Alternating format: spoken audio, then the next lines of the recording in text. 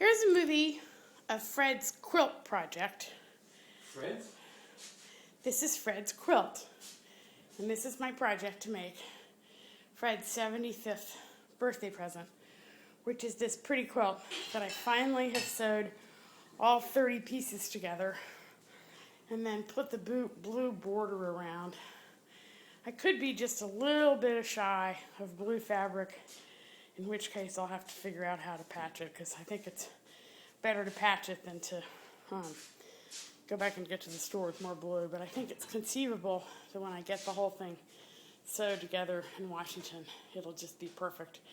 And I'll have used up all the blue on the that I bought at the store to cover the first part of the project. This was a crib quilt with tiny, tiny little squares, and I made them 4-inch squares and have been working on sewing together 30 of them for quite some time. 3 months, maybe 2 months. But you can see all the tiny fabrics.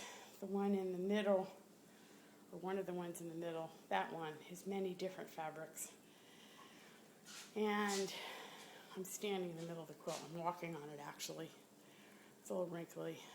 And some of the squares, that may be the patching that I have to do. See the little squares there? It's not quite blue all the way around, but I may have to do some patching. I already had to do some seaming on the end because I didn't have quite enough.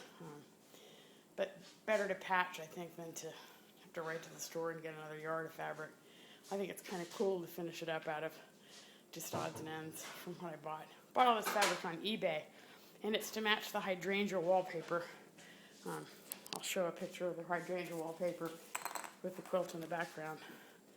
This is the hydrangea wallpaper that's in New York, and you can see that the quilt, which is king size and magnificent, is going to be really pretty with the wallpaper. Queen size.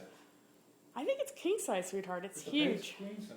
Huh? The bed is queen size. Well, it's just going to have to hang over in case we ever get a bigger quilt, a bigger bed.